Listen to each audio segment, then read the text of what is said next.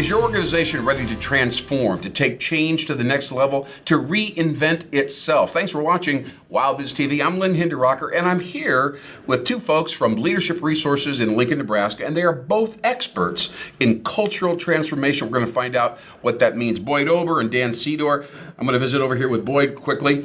Tell us, Boyd, what is cultural transformation in general? I mean, how do you describe it? It seems so large and an abstract idea. You know, Lynn, it absolutely is large, and it's ongoing forever. Yeah. We all have a cultural today, a culture. The thing that I recognize, or we recognize when we work with people, is what are their expectations of their culture? And that starts with the leader. And sometimes that expectation is what we call kind of trying to keep up with the Joneses. Yeah. Oh, I love what this technology company has for a culture. Sure. Or I love what this bank has for a culture. And we try to do that without thinking about the ramifications to our employees that were hired to do something else.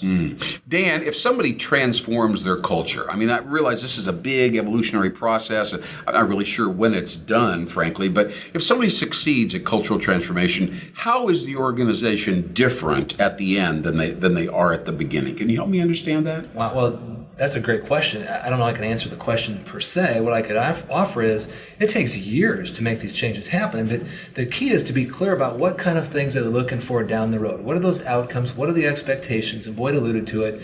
And ultimately, we've got to help these organizations think about their expectations so we get a return on those. Okay, so it's a lot of future thinking. It is.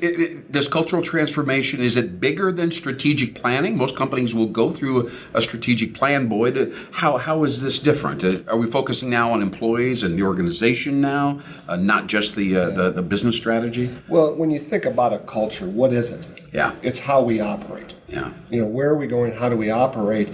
And it's the same thing as a family. We all have rules of engagement of our family, but an organization, how we have rules of engagement, how we operate, is our culture. So the culture actually is a byproduct of the strategic direction of an organization. So we do want to start with where we're going, and that's the strategy. And when Dan was talking about expectations and returns, we use a 7-step process called return on expectations. Oh, that's nice. To really uncover where they want to go so that we can allow them the opportunity to get there through a methodical process. So Dan, basically the idea is to start with some clear-cut, fresh vision of where we want to go, and then make sure that the culture, the employees, the processes support that vision. Is that what I'm getting at here? You bet. And whatever those processes are, whether we bring a process to your organization or they already have some existing ones, the key is to get them all working in sync with each other, in alignment with each other. Yes. So they support each other, reinforce each other, because let's face it, a culture doesn't change overnight. Right. And it could take years, and it just depends on what systems and processes are in place to help support them.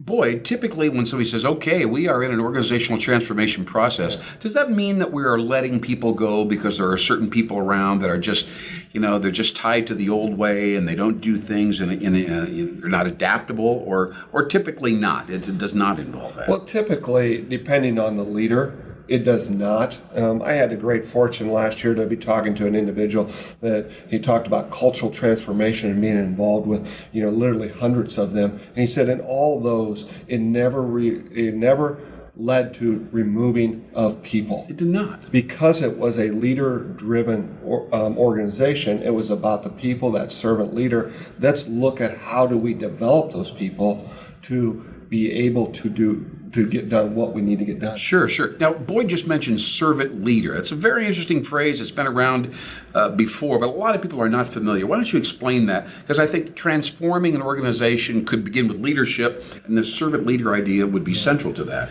Well, to oversimplify it, it's really about being there for others instead of yourself.